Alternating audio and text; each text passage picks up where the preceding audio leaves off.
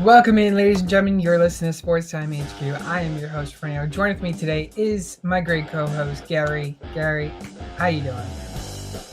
Doing pretty good, man. How are you? I'm living. I'm going on what I think less than an hour of sleep. So we're trucking. We're trooping it through. Yeah, I had a rough night myself last night, so I came back from class a couple hours ago and I just got out of bed myself, so I'm ready to talk some football as always. Jeez, it's you know sleep schedule. It's, It's it's so it's rough as a important. student, man. It's rough. Yeah, it's so important, but yeah, it's so hard as a student. It You is. know, it is what it is. But hey, what do you think about Shador? Sucks. Wow, getting into that already, huh? Oh, we're getting right Um, into it. well, I mean, obviously, if you just looked at stats or I guess some parts of the game, you could say that he sucked, and yeah, he definitely did. But I'll tell you what, I think he that one throw that he had to Harold Fannin Jr., the 25-yard strike on the last play on the last drive of the game, that's the best throw that I've seen this year from any Browns quarterback. And that's enough for me to actually keep on believing because I mean I've seen Dylan Gabriel and Joe Flacco play this year, and both of them looked absolutely abysmal. So yeah, I'm gonna give Shadur Sanders more than a quarter and a half of play before I, can fully evaluate how he is as a player. Not to mention it's his first team snaps as a backup. And I know a lot of people are saying, oh, he was a third string or Yeah, whatever it was. They don't usually get first team reps. That's not necessarily true. I mean, not to mention he's a rookie, so they get first team snaps all the time, especially backups. I mean, I don't know why everybody's acting like backups don't get first team snaps. Dylan Gabriel was getting first team snaps when he was quarterback 3 going into this year with Joe Flacco and Kenny Pickett that's being true. named the 1 and 2 in training camp. He was getting first team reps. The only person that wasn't was Shadur Sanders. So, I'm not trying to make any excuses for um, the start of his poor play on Sunday. But I want to see him get a full week of reps, and we'll see how that goes. We will see how that goes. I mean, right now it didn't look that great of a showing. I mean, didn't they put him in when the Browns had a lead? Yeah.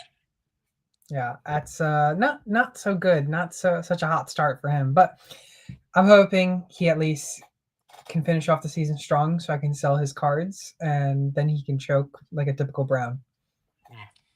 I mean, nice that you added that we had a lead there because that was not due to our offense whatsoever, even to I begin know the it game. wasn't. It wasn't. Because our only touchdown of the day was a defensive touchdown. So Yeah, that's that that's true, but that's also such a sad fact to mention. Such a yeah. sad fact. All right, let's get into some news notes around the league. Jamar Chase suspended for a game for spitting on the Steelers corner, Jalen Ramsey. Uh, he states he is going to appeal it.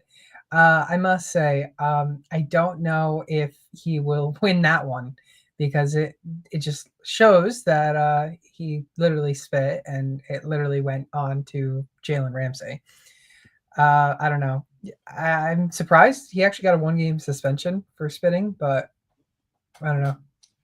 Yeah, I don't know why he's trying to appeal it because there's literally evidence. I mean, there's angles of him spitting on Jalen Ramsey, but Yeah, he's just gonna sit here and say that he didn't do it. So it's kind of funny, but yeah, it's crazy. I mean, I'm again not like I just wanted to shine light because we didn't shine light to the Browns so far. It's funny how this whole time a lot of people, including myself, have been saying that the Patriots really aren't playing anybody, and they go out and play the Bengals without their best player. It's kind of crazy how that works out, but you know, is the um, Patriots facing the Bengals next week? yeah, that's how That's so funny. that's the team that he misses his game against. Yep, That's so funny. So T. Higgins for 200 yards and 20 targets. probably, man. That's so funny.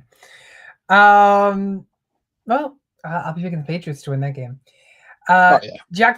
Jack White, Post Malone, Lil Jon to headline Thanksgiving halftime show. Uh, I don't know who Jack White is. I I'm have not no idea who Jack White is. okay. Lil Jon I've heard of. Post Malone obviously, big one. But yeah, I mean, good headliners for I guess. I mean, no one really really. like a I big. think him. It's Thanksgiving. Yeah, right. Exactly. I don't think anybody's really worried about these. Obviously, the Super Bowl halftime show is a different story, which we already talked about. And Mm, I mean, I don't know if you like that either. That's another topic for a different day. But yeah. yeah, I have no idea who Jack White is, and Post Malone got some good songs back in the day, but I feel like he's a little outdated. That's just my opinion. And Lil Jon, I mean, he's also a little outdated, but he's but Little yeah, outdated. we'll see. We'll see. Little pun.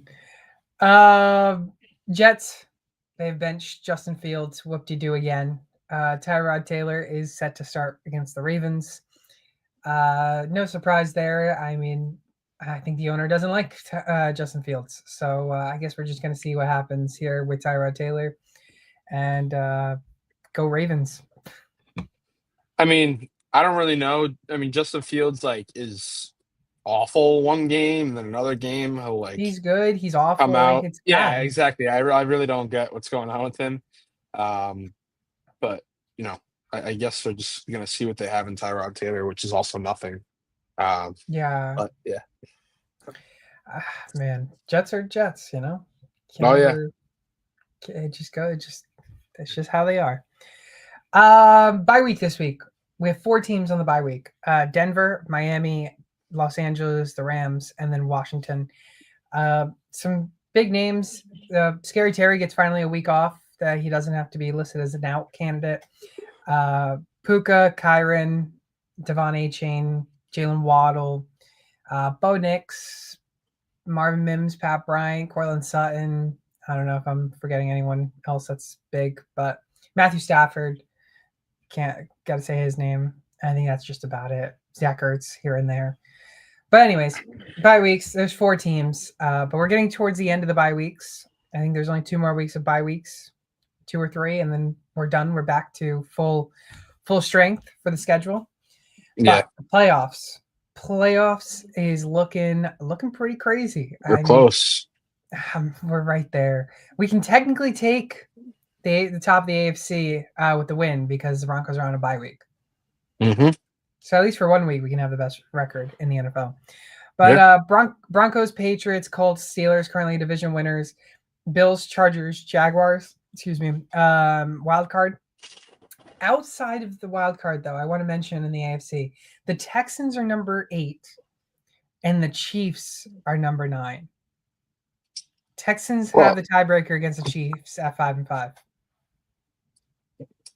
I mean, I think we're just expecting the Chiefs to get in at this point. Will they though? Are they that? I don't know. They just don't look good at all this year. I think They look they're gonna get in. washed, to I be think they're honest. gonna find. I think they're gonna find a way to get in. To the Chiefs. I don't expect the Jaguars to stay here. I'm sorry. I mean, I don't understand how they're 6-4. To be honest with They you, might win the division. didn't they start 4-0, right? You mean 0-4? The Jaguars. Yeah. Well, they didn't start 0-4, but I don't think they Oh, started they 4-0 started. either. Yeah, they did. Did they? Yeah. No So I shot. think, yeah, that's why they're here. They're just riding this high. To be honest with you, um, I don't expect them to be here in a couple weeks, and I don't expect them to win the division either. They're 2 games behind the Colts. Um, I don't see the Colts having that bad of a fall off, but we'll see. I don't really know the Jaguars' remaining schedule. I don't think it's really that hard, but I think we're gonna see the Jets. Or I'm sorry, the Jets. We're gonna see the Chiefs get back in there. They started the first 5 games 4-1. They lost to the Bengals by 4. Okay. They lost to the Seahawks by 8. They got demolished by the Rams 35-7. And then they lost to the Texans by 7. So all right, so yeah, 4-1, not 4-0, but pretty much the same thing. But the three of the 4 losses, I must say, are all by 1 score. Okay, I guess. You look at the remaining. All right, you look at the remaining schedule for them: Arizona, Yeah, they can, it's easy. I know. Tennessee, Jets, Titans I again. think I think they're gonna lose at least one to the Colts. Also, they lose to the Broncos, and I could see them losing to the Cardinals this weekend. And they usually split the Titans, so I mean, this is interesting because they're not a you. good team. I'm sorry. Like it I literally know, but just they're only takes them two, getting but it literally but they're takes only them two getting rid of their wins first away rounder. It get 2 wins away from from tying with the what? Colts as a division leader.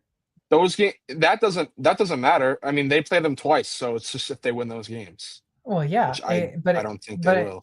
if they win at least one, if they split and they win the head to head in the division, they win the division. Yeah, I get what If you're they tie, saying, but it doesn't matter if the Colts I'm not win. saying that the Jaguars Like, should be the division winners, but I mean they have a road where they can win. yeah, I guess I'm not saying they can't, but I don't think so. I I'm mean, if saying I you're don't it, think it'll but happen. if you are asking me about the outlier here, it is the Jaguars. I will agree to that. Yeah, like they have no business being here. I'll be totally honest with you. Um, I was kind of surprised that they absolutely mollywhopped the Chargers. I thought they're gonna play a competitive game at home. I actually wanted to take their spread. I didn't really bet at all this weekend. Really. If I bet, I would have taken their spread, but um, I still expect them to lose. I'm gonna be honest. I don't know if the Chiefs like there's a way the Chiefs don't make it, and we could see the Yeah, there Ravens. is, We could see but the like, Ravens going in. I mean, yeah, we the can see the Ravens too. Chiefs I win. mean, if if we're gonna see any of these teams drop, I mean, I think it's gonna be the Chargers and the Jags. And Steelers too. well, yeah, but the thing is, yeah, they're the division, right? That's another thing, right? Like They're if the one game Ravens off.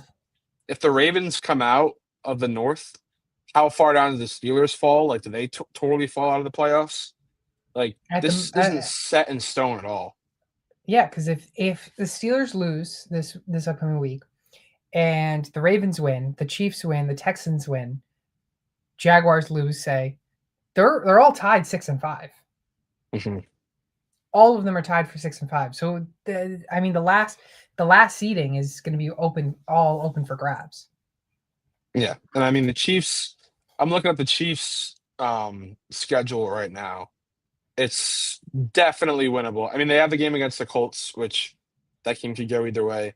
And they play the Mm. Cowboys in Dallas. That game could also go either way. Cowgirls, I think they beat the Texans, and they play the Chargers at home. That'll be a huge game because I mean, that's a huge one. with the Chargers having a bye, still technically they're only a game ahead of the Chiefs. And the Chiefs play the Titans, they'll beat them. Broncos at home, they're not going to lose that game, and they finish with the Raiders. So it's like I could easily see them getting in too. Like, let's just not forget how good of a player Patrick Mahomes is. 5-5 though. This is definitely one of the worst starts. I think it was one of the worst starts since 2016. I think. I I think mean, that's about. maybe I know they've finished at 11-6 and got in, so I'm That's not going to true. rule out the fact that they could do That's that true. too. Uh, Now looking onto though the NFC side, I also believe it's still widely open, anyone's game. Mhm. You look at the division leaders: Eagles, Rams are the new division leader after being the Seahawks. Bears are also the division leader. Buccaneers, and then wild card Seahawks, Packers, 49ers at 7, which 49ers was at 1 at one point, but they're also 7-4. And looking at the 7th seed. Outside of it, the Lions, currently not in the playoffs. And can't forget the Panthers, who are being a little sneaky in recent weeks. But a thing to make sense of this is the Packers are 6-3-1, who are in. The Lions, who are just out. The Bears, who are somehow division leaders. I mean, they're all really good records, but not every one of those teams is going to get in. Like, we're going to see a winning team not get into the playoffs from the NFC side again. Yeah, the NFC is obviously like the more dominant conference this year, and as it has Yeah, been the last 2 years. yeah, I think if I had to guess, yeah, yeah, um, the Bears being 7-3 is kind of crazy. As much as I like Caleb Williams, and they got a nasty defense. They're not a 7-3 team, in my opinion. I looked at their schedule; it's awful. Like who they've beaten, Mhm. so they haven't really beaten anybody either. So to say that they're 7-3, kind of crazy. It seemed like the Bucks sitting at 6-4, kind of crazy to me. I totally expect them to win the division. I know the Panthers are sitting there at 6-5, but Buccaneers are just a better team, and I think when it comes down to it, they'll be able to get in. The Seahawks, everybody was talking about how they were the team. They could possibly go to the Super Bowl this year if Sam Darnold doesn't sell, and that I think that game decided it for me. I Mm. was always a believer in the Rams over the Seahawks, and that kind of just solidified it for me. The Rams almost sold that game, but they Mhm. ended up winning it. And I feel like we're gonna have to see how Sam Darnold does in the playoffs again, because maybe it's just against the Rams, but he threw 4 picks, and It albeit is they all almost won, Rams but he threw 4 picks on Sunday. And we all remember how he did in that playoff game this last year with the Vikings against the against the Rams. Rams. The So Rams own we him. will see. We will see what happens in the playoffs. But as much as I love JSN, I think the Seahawks have, if not the best, a top 3 defense in the league. Uh, I can't trust Sam Darnold. No, and I mean, I want to give him another chance. It was a really bad game, but he has looked great this season so far. It's just the Rams just owning him every single season, and it's Mm-hmm. crazy. Let's see. Any other news notes that I missed since I was sleeping? No, something we will talk about though on the injury report. I'll bring it up. Okay. Okay.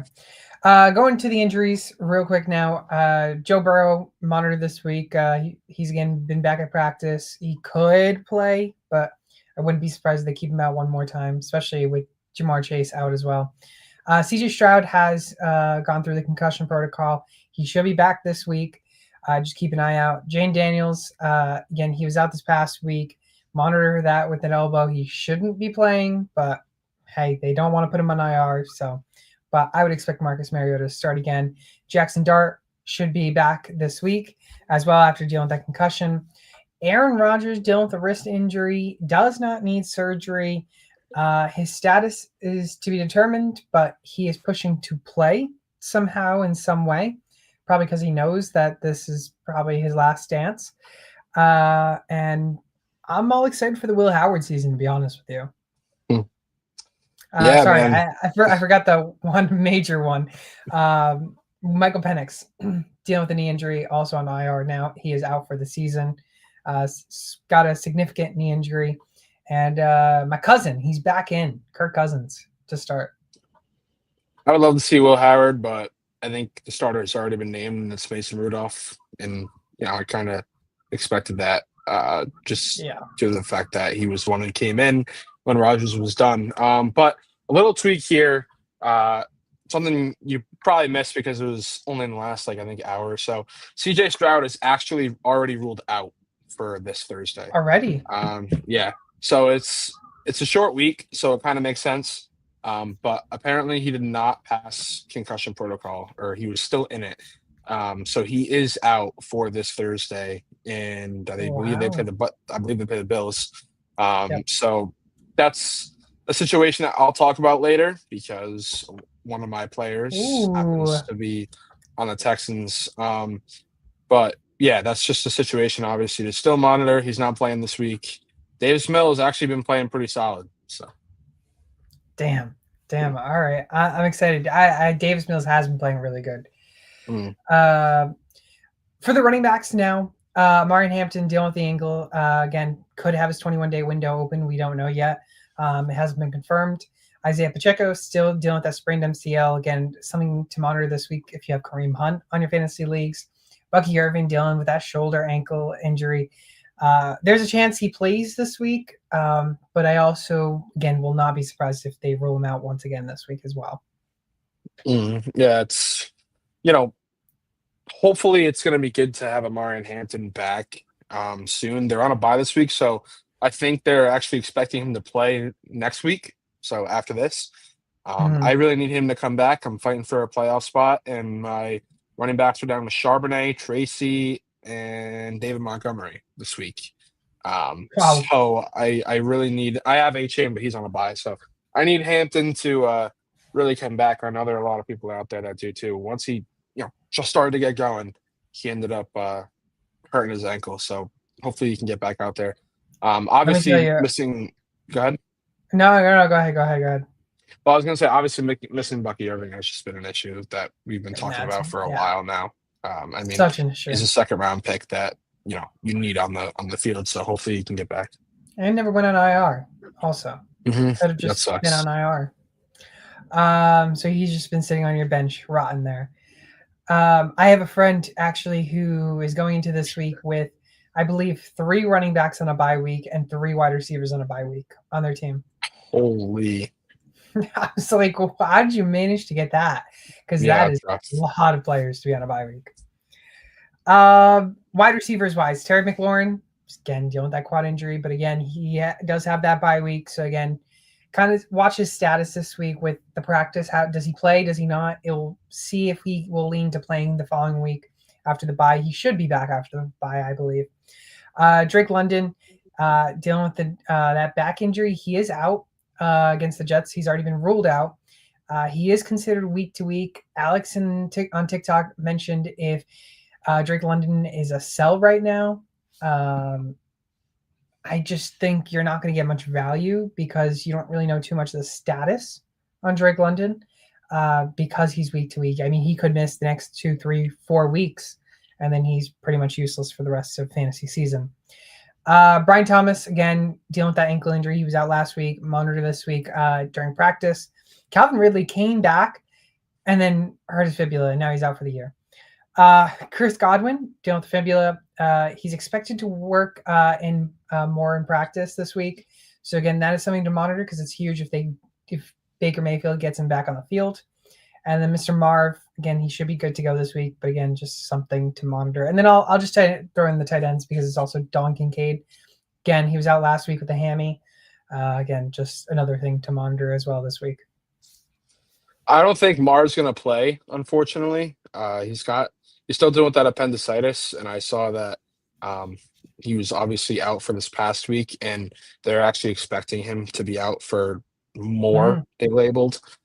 So I don't know how long that's going to be. Maybe he doesn't miss this week, but I think they're expecting him to.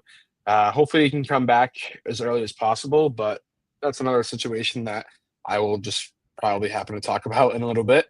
So yeah, just something that I saw. All right. Gary, you got any more injuries that I didn't mention? Nah, I don't think so. All right. Well, let's get into the waiver wire, the one everybody wants to know. Again, on TikTok, you guys are asking a lot of start and sit questions I'm seeing.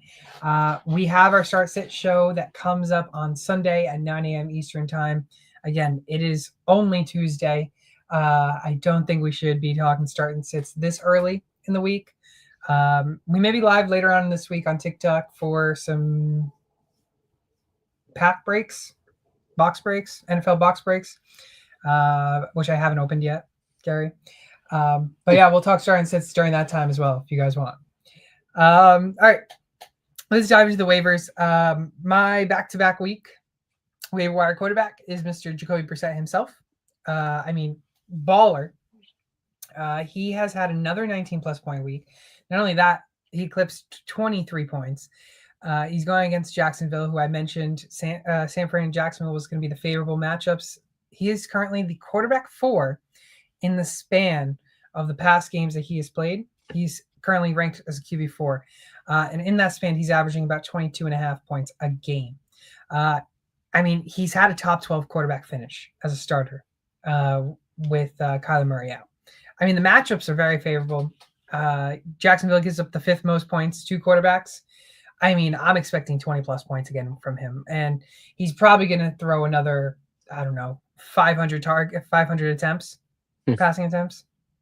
Yeah, that was a crazy air attack this past weekend. He's been playing pretty good for the most part.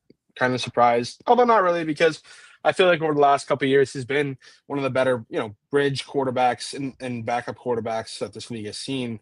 So, I guess it doesn't totally amaze me that he's doing pretty good with Arizona. But one thing I will say is, yeah, maybe Arizona really does have to start looking into getting rid of Kyler Murray because, the team is still losing. The team is still losing, but I think it's no doubt that the offense looks better with Jacoby Brissett. Oh, And 100%. we saw that with, Marvin Harrison when he was playing. Obviously, he's out now, but he actually produced, and it wasn't, him having 4 drops a game and passes flying over his head like when he plays with Kyler. Obviously, the McBride was still wicked involved in this offense, but we saw Yeah. Michael Wilson, who also, at times is Kyler's favorite target for some reason. He went off. So that, again, I'll talk about him a little bit later. Don't forget But about yeah, like the Dorch.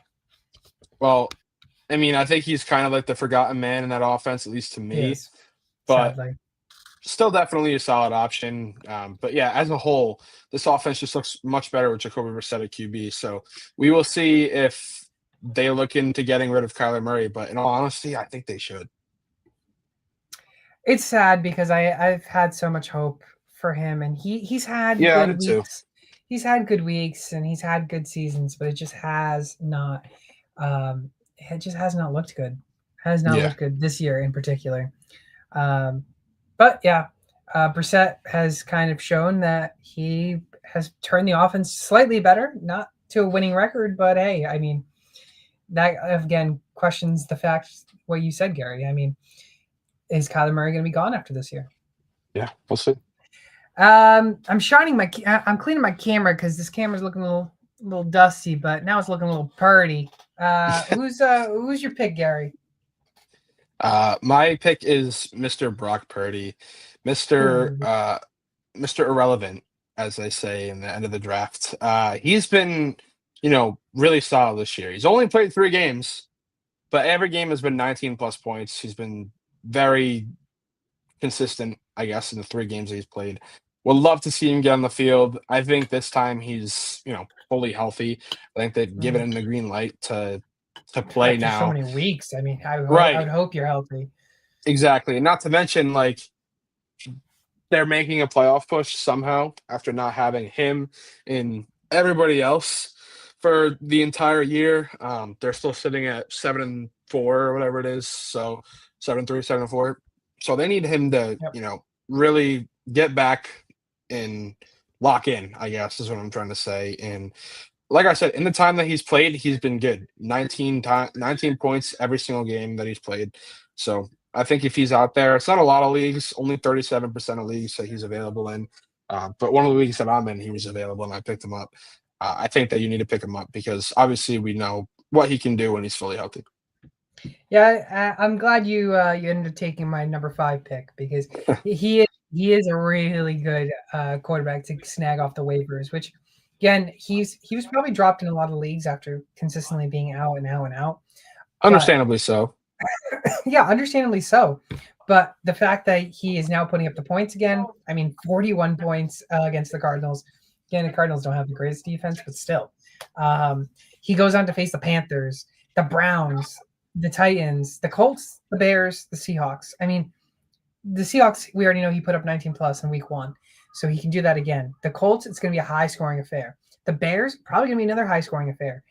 The Niners, the Browns, and the Panthers, those should all be blowouts just like the Cardinals. No offense to your Browns, but it should be all blowouts. I mean, sky's the limit for Purdy. He could end up being a season league winner from the waivers if you go and pick him up. If you really need it's possible. And to be honest with you, I actually might be at that game when they play in Cleveland. So if I am, make sure you start Purdy because I've been only to 2 Browns games in my life, but currently the opponents are outscoring the Browns, I think, I want to say 67-10 when I am. You've seen only 10 points by your Brownies. Oh, only 10 points. Yeah, I watched the Browns versus the Pats in 21 in 2021 season, and we lost, I think it was 40. You know, I think it was 40-7 we lost. And not to mention we scored first. So we were up 7-0, and then I had to endure 40 straight points in New England, not I Yeah, was in yeah, yeah. enemy territory. So yeah, I saw that, and then I went to God. the game last year when they played the Dolphins. Pouring rain, huge winds. It was probably like 35 degrees, and we lost 20-3. So That's yeah, brutal. I Absolutely have brutal. watched my team score 10 points, and none of those have actually been on my side of the field. So in reality, I really haven't seen them score at all on my side of the field when I'm there. That's So so sad. That's so sad. it's life of a Well, Browns fan. hopefully it's a little bit better of a game for you this time. Yeah, we'll see. Hopefully. Jeffrey on TikTok also appreciate the heart me over there. Jacoby Brissett, Brock Purdy, our waiver wire quarterbacks. Now, there was a big question in the chat by Colin. He says, I need a running back off the waivers for Rachaad White. Rachaad White has not been the guy. And Gary, I'm going to take this as well because I didn't realize that he mentioned White. But my waiver wire guy is actually Sean Tucker, his teammate. 34 points. I mean, he was running back 2 this week. He was only 1 point shy from Christian McCaffrey, who finished as the RB1 this week. Only 29% owned in your leagues. It kind of looks like he's becoming the lead back against Rachaad White, which is sad to see because Rachaad White, I do like it as a running back. But, I mean, he had all the handoffs just about. 19 attempts, 106 yards, got into the end zone twice. And then not only that, in the receiving game, he caught both his targets, 434 yards, and a score. I mean, head coach Todd Bowles already mentioned that it's hard to say if Tucker will see more playing time even when Bucky comes back. So I think it's safe to say by that statement, he will play a little role when Bucky comes back. Now, how much of a role with Rachaad White as well there, I don't know. But regardless, even as long as Bucky is out, Sean Tucker is the guy moving forward there on that team. Again, sad to say because I like Rachaad White. But when Irving does come back, when Bucky comes back, I think Sean Tucker's a big stash for running back because we don't know. Bucky could still go down and he might not be 100% healthy. I also think Todd Bowles is going to go with the hot hand between Sean Tucker and Rachaad White when Bucky comes back, whoever's the RB2 that week. Yeah, I watched this guy play a little bit when he was at Syracuse because that's where I thought I was going. So I started to become, for college, I should say. So I started to become a little bit comfortable with the team, and that was he was their best player back when 2022, I think it was. I was really starting to watch them, and he was a baller, man. He was great. But I want to say that this week was a little bit of an anomaly. I mean, obviously you didn't see him go for 34 like any other week. But what I'm really trying to say is don't expect him to put up 30 plus again, No. probably. But yeah, he might be a deep stash. This is kind of what I'm talking about though, with like the Buccaneers just seem to cycle running backs like they're Coke cans. I don't really get what's going on here. You kind of expected Rachaad White to be the guy because he's been with the team for years and was the backup with Bucky Irving. Now that Bucky Irving's out, it's randomly Sean Tucker. So I feel like that's a little bit of a gray area, but obviously he went off this past weekend. So if he does it again, who knows? I thought it was funny that he did go off because in our in our start or sit show, I think I said to sit Sean Tucker, and then right after that, I was like, watch, he's going to go for like 2 touchdowns today. Little did I know he's going to go for 3, but kind of crazy how that happens to work out. Christian Watson was also one of our sits, and he was a big breakout. I remember someone asking. Unbelievable touchdown catch in the back of the end zone towards the end of the game. Yeah, that is also what helped him become a solid start for the week. That one play. But yeah, Sean Tucker, good one to snag up off the waivers. But Gary, who is the sidekick going on your side? Well, I think this guy, in my opinion, is the top running back that you should probably try to grab. I have Emmanuel Wilson. I think he's, well, obviously in in Green Bay, he's the clear number one with Jacobs missing time. He's going to miss this week, and it wouldn't surprise me if he needs to miss more after this. He's got a knee contusion that doesn't, I usually forgot to just clear mention up in that. a week.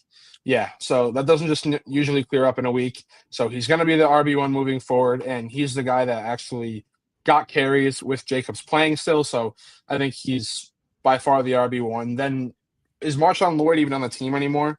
Who's the next I think he RB? still is. So I I don't think he even still know. is, but But that's my point. He actually gets game time carries, and he's the only guy in the backfield now. He scored a touchdown. Sorry, go ahead. Marshawn Lloyd is on IR, and Chris Brooks is right. Okay. number 3 string. So Chris Brooks, exactly, is the backup. So he has got no, competition for touches, in my opinion, in the backfield. What do you mean? Isn't Brooks like MVP caliber running back? Right, exactly. Well, maybe he is, but Maybe if it was Jonathan Brooks.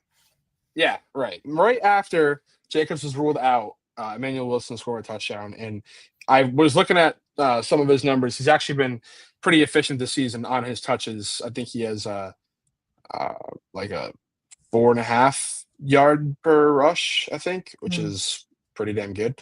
That's so, really good. I think he's one of, if not the top guy, one of the top guys that you can get at the RB position this week. Yeah, I don't hate it, especially the concern with Jacobs being possibly out moving forward. Like you said, Wilson's the only other guy on that team. I mean, they'll probably get someone either off their practice squad or from free agency just to kind of sign and get some more depth there. But Wilson is the guy moving forward. Again, you mentioned he scored a touchdown. He can run. We've seen him run before with Jacobs missing time or coming in to play. And you mentioned the yards per carry. That's also really good by a running back. So if he can keep that stat up, he should see more playing time, and he should be the clear-cut RB1 there with no competition with Jacobs gone. So I like it. Emmanuel Wilson and Mr. Sean Tucker himself as the waiver wire running backs. Let's go into the waiver wire wide receivers. Gary, we'll start with you.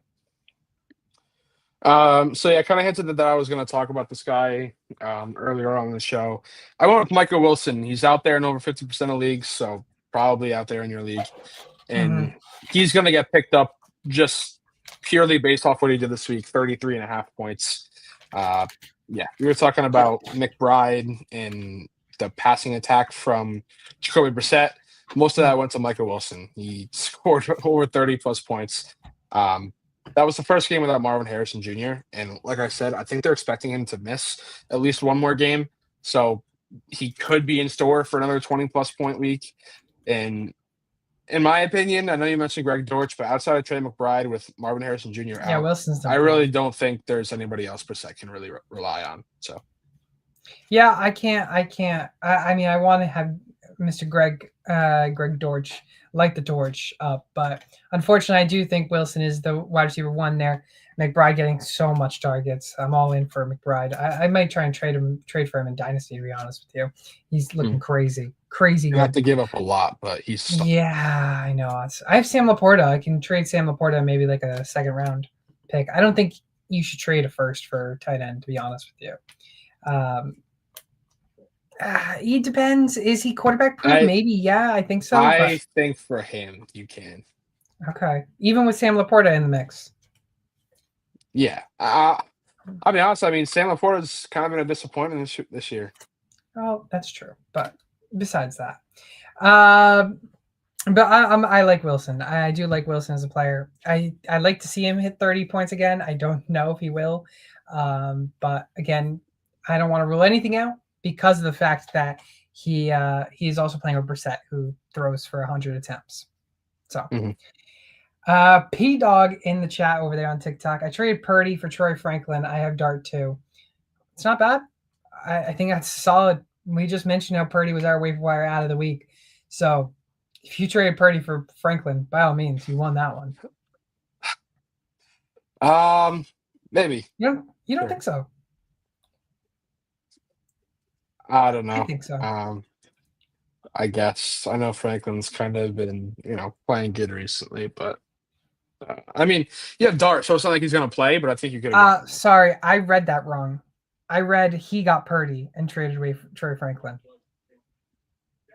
Oh, yeah. Yeah, Yeah. okay, that makes okay. That's Well, P Dog, I might have to question your trade. yeah, I was gonna say, man, I don't know. No, Um, I mean, hopefully Trey Franklin turns out to be better, but I think you did sell Purdy a little too early, and I think you could have got a little bit better option for a wide yeah, I receiver. mean, you have Dart, so it's like he's not gonna play. Yeah, Obviously, when Dart's healthy, Purdy's not gonna play, but you definitely could have gotten more, I think. I know, like randomly people are like starting to like Franklin just because he's had a couple like solid games here and there, but uh, I don't know. I think he plays on probably the most inconsistent offense in the league. That's just my opinion. yeah. So I don't. I'll be honest with you. I never see him as a start. I can never get myself to start him. I don't have him Dart? in any leagues. No. Franklin. Oh, Franklin. Okay, yeah. So QB don't have value in my league. That's why I did it. Yeah, I mean, in a one quarterback league, it's hard to trade quarterbacks because of the fact that you just never really see it all that much. Um, understandable. Gary, you mentioned Michael Wilson, right, as your waiver wire out of the week for wide receiver. Yeah. I forgot, but we did pull a Michael Wilson last week on the Was I purple there for that? parallel. I don't know. I don't think so. I have a I stack don't of think so. I cards didn't near see that. me that I haven't seen. I'll show the chat too. Michael Wilson, our waiver wire out of the week. I don't know. Maybe. I don't think I saw Maybe it. not. Maybe not. Maybe it was I think I pulled it on TikTok just like a video. I didn't actually stream it. Mm-hmm. Melvin in the chat on YouTube. Hi guys. Melvin, hola, ¿cómo estás hoy? He is Puerto Riqueño, so But I'll go into my wide receiver, and that is Mr. Trey Tucker himself. I mean, Melvin, bien. Trey Tucker, obviously, he's finally got that lead role after Jacoby Myers got traded. He is 67% owned, so you don't see him available in many leagues. Only 33% actually will you see him available. Now, he didn't have the nice score of 14.7 points. It's not the greatest, but it is his first touchdown since week 3. He managed to get a lot of targets. 8 targets, that's pretty good. That's what you want to see. He only caught 4 of them, which kind of sucks. But he is wide receiver 28 this year so far. We don't want to also forget he was wide receiver 3 at one point in the season. He got his highs there. He is going against Cleveland this week, which I will mention is a tougher matchup. But he is the only person behind Brock Bowers who is going to be there for the receiving side. Sure, you can mention Tyler Lockett. He is getting some targets in there too. But Trey Tucker's number 1 right there. I wouldn't start him more than a flex play this week. I think he can be a solid flex play. He should get you double-digit points. He's a guy right now that I can see getting you as low as maybe 10, 12 points as the floor, but also a guy that can get you 30 points as a ceiling. Yeah, the one thing that our defense actually struggles with is the home run plays every now and then. We don't give up a lot, but they've been starting to pop up just a little bit more weekly, and I serves the most threat in terms of that category for the home run plays. And I'm not gonna say I think he's gonna get one this weekend, but there's a possibility for one, and that's good enough for me. I think he'll give you good flex numbers, and I totally agree with you. I don't think he's anything more than a flex play, and that's not necessarily a desperate flex play, but not necessarily a high confidence flex play either. Exactly. But yeah, I totally agree with you on that. I think he can give you 10 to 15 points, but he's got the ability to go for higher than that. So I don't disagree with you at all on that. Obviously, we've mentioned him like 4 or 5 times now this week or this season on these Every shows. single week. So it's hopefully one of these weeks he can end up proving to be a good waiver wire pickup. Mind you, he was over 70% owned at one point. And then and he's pretty much almost there now. So he will definitely get there after this week, I think. Mm. Trey Tucker, Michael Wilson, our waiver wire ads of the week. Lux on YouTube asking, my playoffs start week 14. I already clinched at 8-3. Should I trade away CMC? Gary, your reaction is the same reaction I have. Lux, if you clinch playoffs, I don't think you should trade away CMC because that is one of your leading calibers that got you clinching that playoff spot. unless you're getting an absolute haul that will somehow in some way help your team, I think you need to just keep him and ride him out until the end, because he is going to help lead your team to victory. That's my take. I think Gary has also lost connection. I think his Wi-Fi has got a little stinker there. Yeah, the reason is because you have a bye week on 14. He has a bye week on 14. Yeah, I do understand that. I do understand in that way. I want to see what you're getting from him, to be honest with you, because I just don't see him being. I think it's going to hurt your team so much more if you trade him away. Sorry, I guess my Wi-Fi just randomly crashed for no reason. Don't worry, I did the play-by-play saying that your Wi-Fi crashed. Yeah. All right. So, yeah, just to talk about that. I don't know why you would get rid of CMC, man. I mean, Well, you he must just be getting... he just gave the reason. He just gave the reason. He said he also wants to go and try and get Bijan and maybe another solid receiver.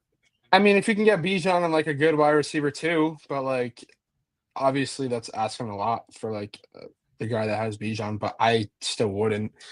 CMC is what, like the RB2 in is, honestly probably like the MVP, like in terms of usage rate. Like I don't know his numbers off the top of my head, but if I had to guess, he's probably one of the top guys, if not the top guy in usage rate percentage this year, because I mean, he doesn't run for a lot of yards, but he is a running back getting like 10 targets a game, which is almost unheard of. So I am not at all trading CMC, especially, due to the fact that he's probably the guy that got me to 8-3. So that's just how I feel. But if you can get like Bijan and a good wide receiver too, maybe I would think about it. But I'm probably not doing it. Lux, definitely send me DM on. I don't think you can DM on YouTube, but DM on social media. SportsTime at SportsTime HQ. Maybe any possible trades that you might have with it, and Gary and I can also let you know as well. I think one of the biggest problems is the fact that your league playoffs start week 14.